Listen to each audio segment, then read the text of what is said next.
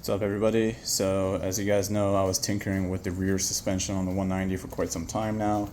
It looks like it's a little bit higher than it's supposed to be, but actually this is the desired height according to the math. So what I ended up doing was a 10-inch spring in the rear with a regular shock length that has 7 inches of oscillation between compression and rebound.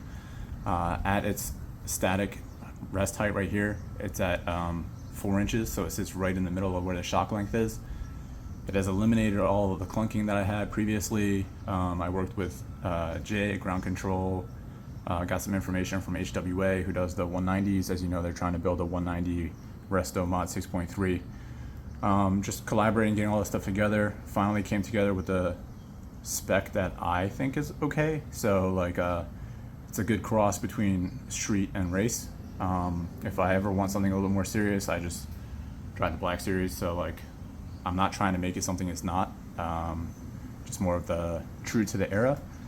So with the rear dialed in on the back, I wanted to do the front next. So the front actually, the current setup only has about 2 inches of oscillation in here for the suspension. For the rebound, you can't see anything, it's too dark.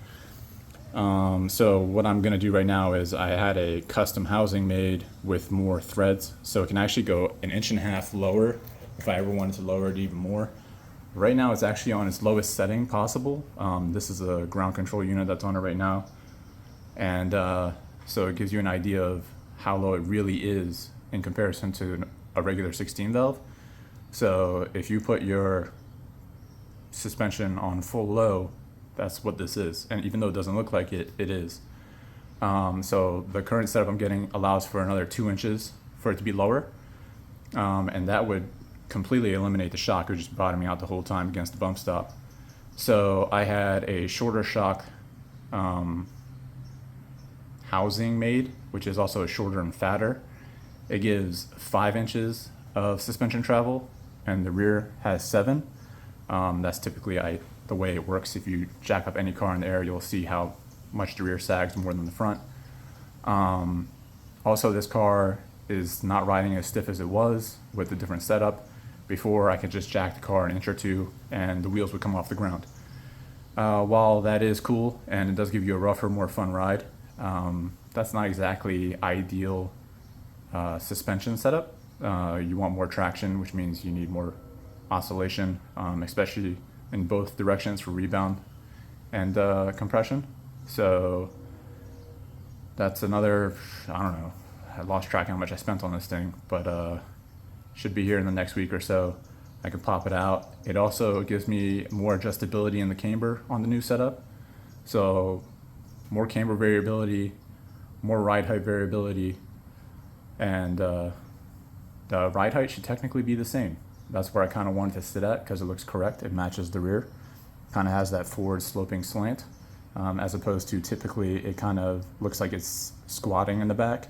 Now it looks like it's kind of leaning forward. So I don't know. Hopefully I feel a difference. We'll see. I don't know.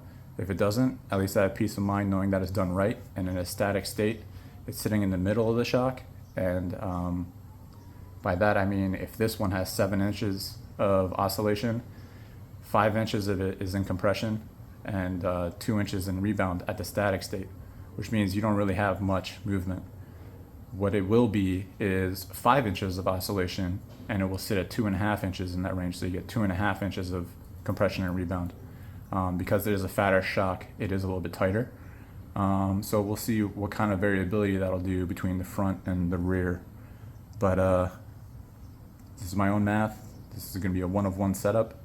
So experimentation, and hopefully it dials in and does it right, and it will be kind of a proper build as opposed to just buying and putting parts on and calling it a day, or welding some Frankenstein together. All right, wish me luck.